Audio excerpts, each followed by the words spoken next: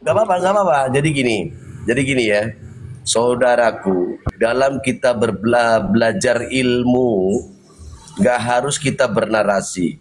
Biar orang memaparkan daripada kita apa yang mereka paparkan. Artinya keilmuan itu datang dari seseorang, bukan dari diri sendiri. Dan kalau kita mendengarkan, kalau kita ingin artinya menjadi ahli atau kita ingin mengalami apa namanya, memahami potres gitu loh. Apa? Protes. Protes kata istri saya. Jadi makanya saya takdim, itu bentuk takdim.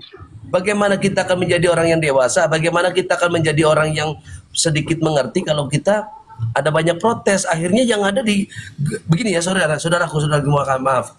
Bagaimana ilmu itu akan masuk kepada dalam pikiran kita kalau di dalam pikiran kita timbul narasi sehingga akan mengkelabui daripada ilmu itu tadi nggak masuk. Akhirnya timbul egois. Ini sejatinya diri. Ini kalau gue udah ngomong serius. Sejatinya diri. Ini seperti ini. Bagaimana kalian termasuk golongan orang murid yang menjadi baik? Berarti tidak ta'zim. Sama bagaimana kamu menjadi orang yang beriman? Bagaimana kamu menjadi orang yang takwa?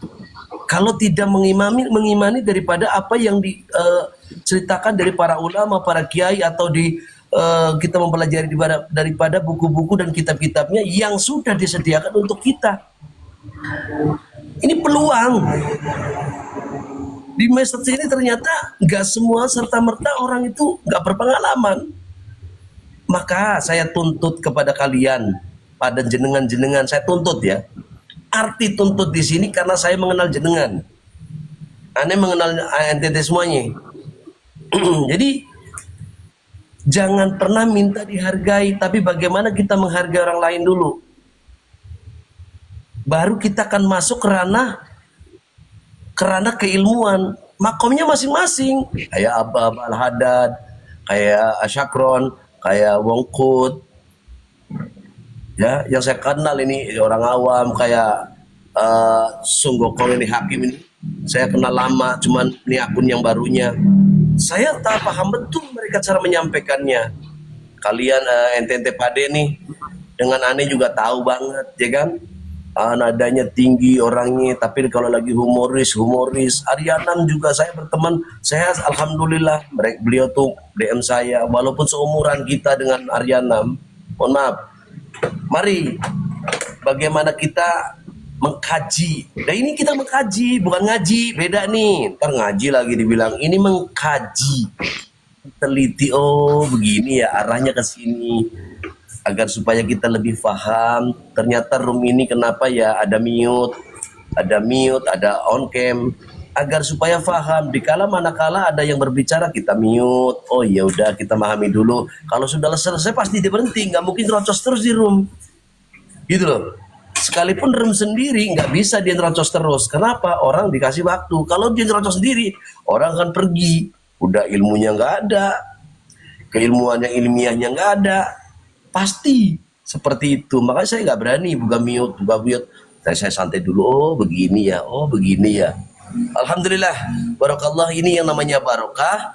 Barokah itu tidak datang kepada orang yang egois. Barokah itu tidak datang kepada orang yang punya pemikiran sendiri, tapi mendengarkan. Maka musyawarah. Makanya gini, Rasulullah Sallallahu Alaihi Wasallam, beliau orang yang paling ta'zim, orang yang paling senang gemar bermusyawarah. Inti daripada musyawarah, jangan pernah pengen dihargai. Terima kasih Raden Mamat. Raden Mamat menyogok saya biar dikasih anuan katanya. Jadi gini. Jadi gini ya, saudaraku, Rasulullah gemar bermusyawarah, senang bermusyawarah. Arti daripada musyawarah telah ya, teliti. Arti daripada musyawarah bukan siapa nama punya titel, bukan. Jangan lihat siapa yang menyampaikan. Ternyata yang kita rendahkan itu, misalkan ada kiai, ada ustadz, ada santri, ada tukang ngarit, ada tukang nyangkul. Ternyata yang tukang nyangkul ini yang dikucirkan di pojok sebelah sana ternyata idenya cemerlang. Nah, kita berpatokan pada siapa? Ya para ulama, para kiai. Oh, ta'zim. Oh, ini bentuk ta'zim. Maka teman-teman aku, saudaraku semuanya, mudah-mudahan kita yang namanya main sosmed ini di mari bukan sekedar daripada apa ya, koin tuh nggak ada sih sebetulnya. Koin itu kan hanya sebuah jembatan saja, ada sebuah jembatan, ada sebuah daripada bentuk penghargaan karena suka seneng gitu ya. Tapi di sini di Komal ini atau di sosmed ini kita menimba daripada ilmu yang siapapun yang menyampaikan. Tapi jangan pernah mengecilkan orang lain. Tapi kalau sudah menghina Rasulullah Sallallahu Alaihi Wasallam, maka kita kecilkan mereka dan kita kucilkan dan kita hinakan dia karena junjungan kita Rasulullah Sallallahu Alaihi Wasallam. Begitu saudaraku. Oke, moga dilanjut. Siapa yang mau menyampaikan sesuatu, saya akan jadi yang jelasnya kita ngopi ngobrol perkara iman. iman. Nah, itu dia. Pinter saudaraku, memang benar. Jadi untuk apapun di alam dunia ini yang berhadapan langsung nanti bukan perkara orang lain. Maka ada dari kata kalimat wa ampusakum wa ahlikum naro. Kalau kita bisa jadi pemimpin khalifah di keluarga saja, insya Allah Bang, semua perjalanan manusia ada pada diri kamu sendiri. Tata-tata susunan sudah diatur dengan sifat-sifat Rasulullah Sallallahu Alaihi Wasallam, sidik, tablik, amanah, patona. Sudah diatur, tinggal menjalankan. Maka banyak ulama yang takut lapar kalau miskin, yang takut mati kalau sakit. Nah, jadi kulil haqqo walau kana pulus. Terima kasih. Ya, ini Wongkut ini tertarik ya. Tertarik dengan istilah Habib. Ya. Jadi kalau sebetulnya Habib ini adalah promosi ya dari kaum LGBT. Karena apa? Karena Habib ini adalah orang yang saling mencintai. Jadi orang yang dicintai dan dia juga mencintai. Di dalam kalau orang-orang Arab, jadi istilah Habib itu hanya disematkan kepada antara suami istri, ya, atau ibu kepada anak atau bapak kepada anak.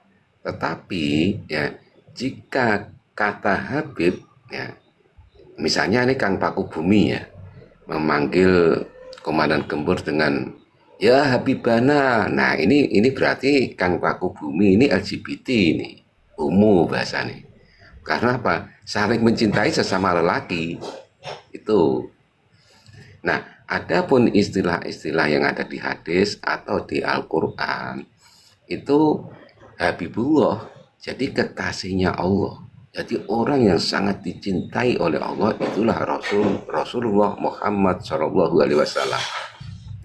Makanya istilah Habib ini sebenarnya promosi dari kaum LGBT itu nggih. Kalau menurut pemahaman Wongkut silakan, kalau mau disanggah kita diskusi yang enak ya. Jadi ya, nah, tapi makanya, kalau kalimat Habib iya, tapi kalau kalimat Habibi manggil anak lelaki juga nggak apa-apa. Iya, makanya tadi saya sampaikan kan. Ya. Jadi Habib ini ya kan, pertama ya kan, hanya untuk antara suami istri karena begitu cinta dan saling mencintai. Ya kan? Nah, yang pertama itu, yang kedua juga disematkan antara bapak kepada anak dan ibu kepada anak, dan juga begitu juga anak kepada ibu maupun bapak karena cintanya kepada orang tua. Jadi cinta yang sangat sekali, bukan sekedar cinta biasa, bukan. Nah, makanya kalau kita mengatakan dari golongan Ba'alwi ini dengan sebutan Habib, wah berarti jangan-jangan kita ini LGBT, ini bahaya ini. Itu nggih. Monggo yang lain.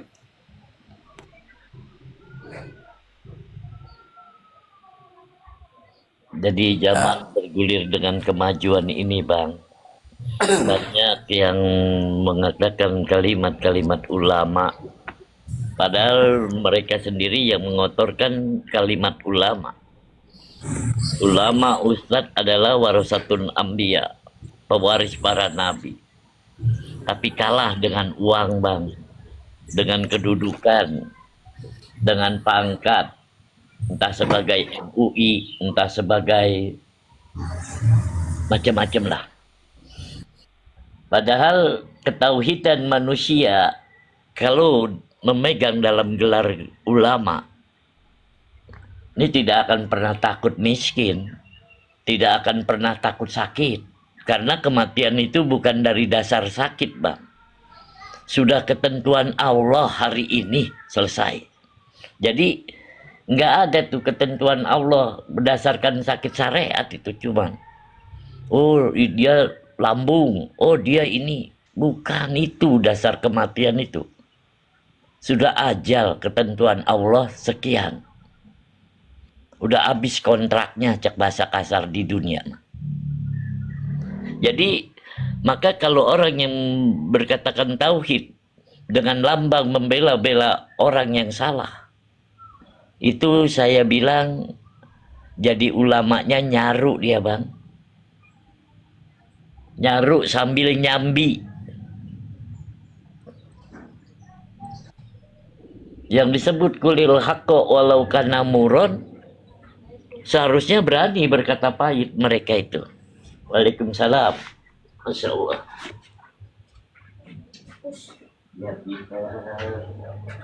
Jadi yang saya Mungkin lebih jelasnya itu berani mengatakan yang benar, ya kan, walaupun itu pahit. Ya, jadi bukan, ya, mohon maaf itu aja. Jadi yang perlu saya katakan begini, kita mentelaah daripada sedikit pembicaraan atau mentelaah dari sedikit kejadian atau kenyataan ya yang terjadi gitu ya, saudaraku ya. Daripada ayat-ayat tertentu, sebaik-baik manusia adalah yang berbuat baik kepada manusia yang lain. Katanya begitu di ayatnya, khairun nas anfa'uhum linnas katanya. Nah, sekarang begini. Pertanyaan saya, manfaatnya mereka apa? Ceramah juga nggak ada isinya, hanya sebagian daripada mengamalkan dari apa namanya pernyataan ya ayyuhalladzina amanu shallu alaihi wasallimu taslima, hanya itu. Benar, tapi apakah keimanan hanya diukur dengan itu saja? Tapi di dalam sholawatnya juga itu ada pembelintiran, ada sedikit mengagungkan diri. Lah manfaatnya di mana nih? Bah, boleh dikirim tuh. Ya Paku dikirim. Jadi manfaatnya apa? Begitu. Jadi terus dia hanya meminta, tapi tak pernah memberi.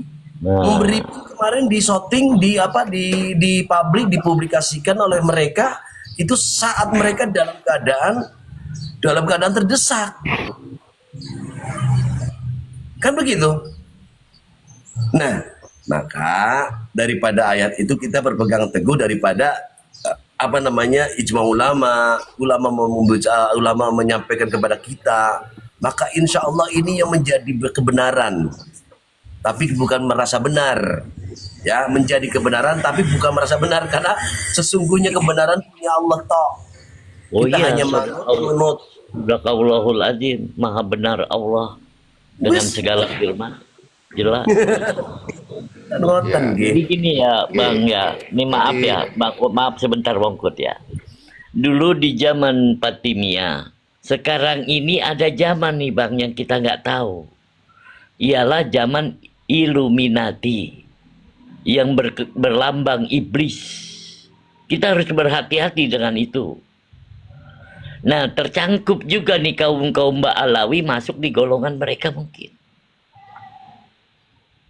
Jadi sampai kapanpun Islam ini pasti punya ujian. Pasti itu, tidak mungkin tidak. Siapa yang bertakwa? Wa may yastaqilla yajhalu mahraja wa yarjuku min haitsu la yahtasib. Bertakwa. Maka dikatakan kepada Nabi Muhammad kepada Fatimah, Fatimah ya Fatimah, ittaqillah ya Fatimah, haitsuma kunta. Bertakwalah kamu, takutlah sama Allah. Nah, mereka ini tidak pernah ada takut sama Allah. Takutnya sama kekurangan harta dan kemiskinan, mati. Takutnya itu. Ya, Maka ini. saya bilang Jadi ulama gini. suk mereka itu. Oke. Lanjut. Jadi, nah ini kalau bicara ulama, ulama itu kan warasatul anbiya, ya kan, penerus risalah para nabi. Jadi sepakat apa yang disampaikan oleh Kang Baal tadi, ya kan. Jadi kalau sudah mengisbatkan dirinya sebagai ulama, ya, pertama, ya kan, jangan takut miskin, jangan takut tidak bisa makan. Jangan takut besok Allah tidak kasih makan. Jika masih ada ketakutan tentang duniawi, ini bukan ulama. Ya. Akhirnya apa? Mereka menjual agama. Ya kan? Mereka berjubah agama, tetap menyampaikan kepada masyarakat, tetapi di situ ada transaksional. Ada bayar membayar. Ente datangkan aneh, mau bayar berapa? Oh, 1 juta Pip. Oh, maaf, ya aneh mahal, ya 100 juta aneh akan datang 150 juta. Nah, inilah akibatnya sehingga ulama itu menjadi bias, ya, karena syarat ulama itu satu, tidak ada ketakutan pada dunia, dan dia tidak mencari dunia, dan dia habiskan hartanya untuk berjuang di jalan Allah sebagaimana Rasulullah Muhammad Shallallahu Alaihi Wasallam. Itu ya yang pertama mengenai ulama. Dan sifat-sifat ulama itu apa? Satu, sidik, ya, perkataannya itu benar, ya, dia dapat dipercaya, jujur, ya, itu jadi tidak ada kebohongan. Dan sekali lagi saya tekankan juga untuk istilah Habib, ya. Kalau kita masih menggunakan Habib, sadarilah berarti kita bukan lelaki tulen. Makanya kalimat-kalimat Habib harus lenyap dari muka bumi. Ya, kecuali untuk suami istri. Begitu juga ketika mereka menamakan pengajian dengan nama Habib. Ya. Nah ini nggak benar ini. Yang datang harus istrinya dan anaknya. Kalau yang datang di luar istri dan anaknya, ini pun kesalahan di dalam kalimat Habib itu loh.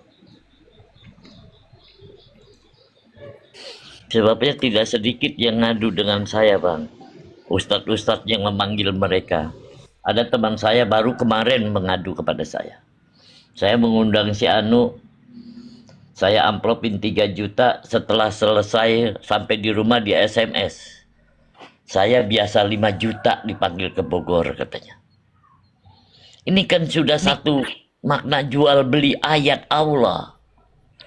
Kalimat inna nahnu najalna jikro wa inna lahu lahafijun. Kebenaran yang sehakiki ini dijaga benar sama Allah, kalam-kalam Allah ini. Maka terjadilah hianat-hianat mereka ini ketahuan sama Allah. Karena apa? La yatakallamuna illa man ajina lahu rahmanu wa qalla sawaba. Kalam-kalam Allah sudah dipelencengkan dengan mereka itu. Sudah disasarkan kemana arahnya, tidak tahu tujuan mereka itu. Apa tujuan mereka? Tata harta wanita. Itulah tujuan mereka yang sebenarnya.